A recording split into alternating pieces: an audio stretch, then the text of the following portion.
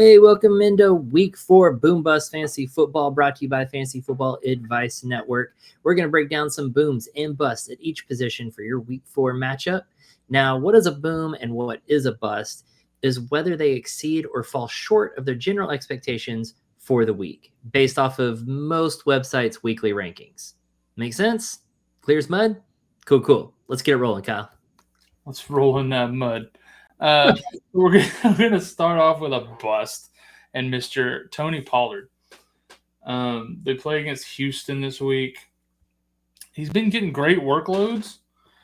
Not been super efficient with them. Not a lot of receptions. He did have 4 targets this last week, but he's just not being super efficient with these touches. And Houston's actually been pretty good against the run so far. So for me, Tony Pollard's going to be sitting the bench, riding pine, if you will. Yeah, if he hadn't scored a touchdown this last week, I mean, it was another lost day. This offense just isn't really doing well right now with Cam Ward yet. I'm guessing it'll get better in the future, but right now it's just not working out. So not trusting him. And like you said, that Houston defense is pretty decent. Yeah, the Houston defense has been pretty good, especially against the run. Yeah. But like you said, this offense just ain't hitting on all cylinders. Ridley's another one that, I think will get better down the road that's been struggling early. Yeah, they'll figure it out eventually, but right now it's just too early. Yeah, 100%. All right, who's your next one? So we're going to hit you with a boom in Mr. Michael Pittman. And so they are playing against the Rams this week. Pittman's been playing really, really good. Danny Dimes number 1 receiver after Tyler Warren, if you count the tight end as the wide receiver 1. But the Eagles, who hate to throw the ball, they're allergic to throwing the ball, threw the ball all over the Rams this week. I love me some Michael Pittman in this matchup. I think he goes crazy. So I just remember taking Michael Pittman in the middle of the 11th round in our home league and just thinking I can't believe I'm about to do this. And everyone's just like, oh my gosh, I can't believe you're taking Michael Pittman. And here we are. Pittman's having a great season so far. Yep. And, really we can chalk it up to Danny Dimes becoming quarterback. It was a gamble. If Danny Dimes is going to be quarterback, he's going to be doing well. If Richardson's the quarterback, then all hope is lost. Things have worked out our way in the fantasy world. And Michael Pittman is relevant this year. I'm trusting him against the Rams defense here. He's just been lighting it up. Yeah, and I was one of those that was not drafting Pittman this year. I took Downs in a couple of leagues where I left Pittman on the board. Yeah. That didn't work out. So, egg on my face as far as Michael Pittman goes this season. Yep. Starting this week, though, if you got him. Yeah, if you got him this week, for sure, give him a start. Somebody else you might not be able to bench him, maybe, but definitely temper expectations. I got Cam Skattebo as a bust. I know Tyrone Tracy's out of the way. He's the starter. They're playing the Chargers this week, and they got Jackson Dart starting at quarterback. The Chargers are already playing really, really good D. Jackson Dart, we don't know what to expect with him running this offense. And in his first start, he might try to lean on Skattebo a little bit, but I think the game script could get a little crazy and kind of work Skattebo out of the game plan a little bit, especially if Herbert and company really get rolling. Yeah, so I see Skattebo on a bright side getting some passes, right? I mean, he had 8 targets, 6 receptions last game. I could see the same sort of deal going on this week. The difference is last week he was able to score a touchdown, and I don't think that's going to happen this week because I don't think they're going to really get into scoring position much. I think they are going to struggle to move the ball, and so for that, it's a no for me, dog. Yeah, I am with you. Yeah, so for me, I'm out. It's a no for me, dog. Wait, you just crossed over American Idol and Shark Tank. Shark Tank, yep. I'm glad you got that. That's funny. You combined into a Shark Idol. Okay, I'll take it. American Shark. American. I like that even better. Why didn't I say know. that? I'm a I should genius. have said that one. Oh, I missed an opportunity. That's a boom. That is a boom. I missed an opportunity. All But right. don't miss out on this opportunity to start this boom, Mr. J.K. Dobbins. They are playing against Cincinnati, and Cincinnati's defense is water through a screen door. This guy is going to go crazy. He's had 3 good games in a row against Tennessee, Indy, and the Chargers, who I just got done telling you is tough against the run for Cam Skattebo. J.K. looked good. He's going to destroy Cincinnati. And I think Cincinnati being as bad as they are with Browning currently, I think Denver could build up a lead and really lean on Dobbins in this run game. Yeah, you really left me nothing else to say because Cincy's defense is bad, and I think Denver's gonna get a lead on them and run the ball. I think it sums it up. Yeah. Now we're gonna switch over to the other side of that same game, and we're gonna have Jamar Chase is gonna be a bust. Woof. Now, if you drafted Jamar Chase, you're obviously not benching this guy. What are those pitchforks I see coming? What? Yeah, I'm hiding behind my monitor so they can't see me and come get me. Hide behind your screen there, tough guy. All right. Yeah, I know, right? But no, like you're not benching this guy, but don't be surprised if he completely flops this week with Patrick Surtain covering him because you know he is going to be all over him like white on rice this week.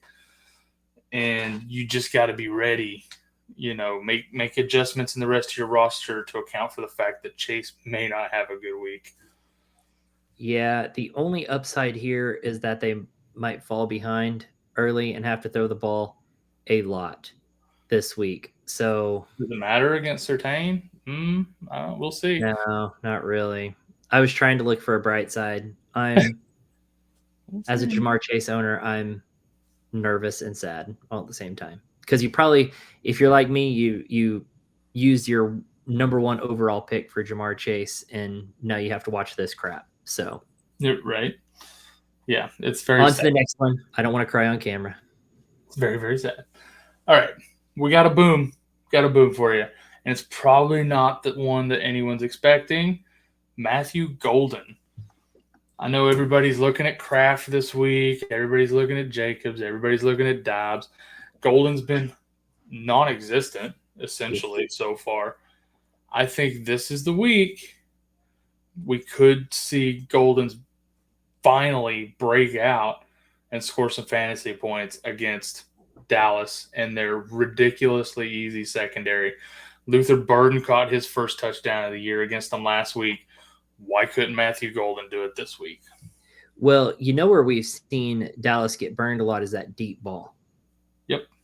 And so I think that's why Golden here is a great pick, is because I think they can go over the top on that Dallas defense pretty easy. And I could see Golden getting him a nice over-the-top long touchdown this week. Yep, 100%. And what better way to get your rookie going than against the Dallas secondary? 100%. I mean, the Giants 2 weeks ago gave everybody the blueprint on how to beat the Cowboys. Just chuck it up and let your receiver run under it because our secondary just is too slow. They can't keep up with these streaking running wide receivers. So there it is. There's the blueprint. There it is. Yeah. All right. Don't make me cry again. All right. On to this. So we got another boom. We're going to hit you with Breece Hall. And, this guy has been a little rough to start the season. Not great. Week 1 wasn't horrible. The last 2 weeks have been really, really tough.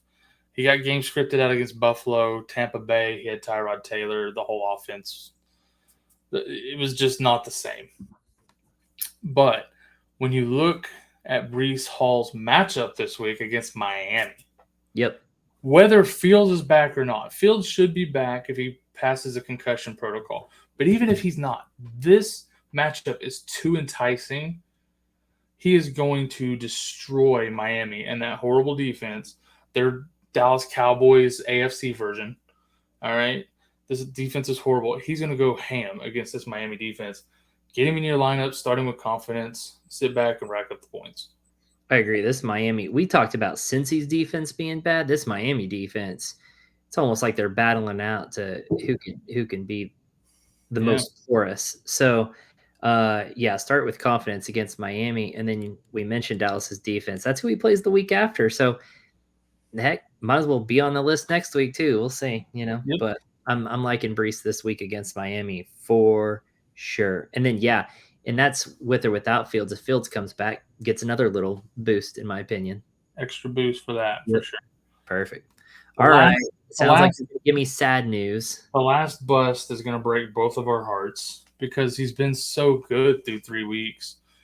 But Javonte Williams is a bust this week against Green Bay. And, it's for 2 reasons. One, Green Bay, people have not been running super great against Green Bay. The other one is I think he could get game scripted out of this game with our defense playing as bad as it is.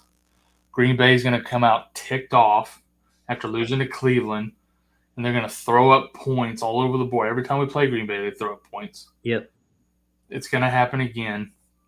Javonte Williams I don't see him having a good game this week for those 2 very important reasons. Yeah, I don't really have anything to add to that. I agree. I think Dallas is going to have to throw the ball to keep up. And granted, Javonte Williams does catch out of the backfield. He gets some good receptions. But Miles Sanders is also getting quite a few carries. I mean, the carries are split about 50-50 right now. And so if Javonte Williams isn't scoring, then he's not really producing great numbers, So we saw that last game. He kind of has to score touchdowns to get those numbers. And I don't see that Green Bay defense allowing him to really score. I feel like it's going to be a really ugly game for the Cowboys. It is. This is going to be a slaughter. Yeah. Jinx. Give me Coke. All right. Well, thanks for all the bad news tonight. That was really enjoyable show, Kyle. Appreciate it. You're welcome. Cool. All right. Well, good luck to everyone else, and hopefully you're not as upset after this week as I already am right now. All right. Good luck this week, guys. Good luck, everybody.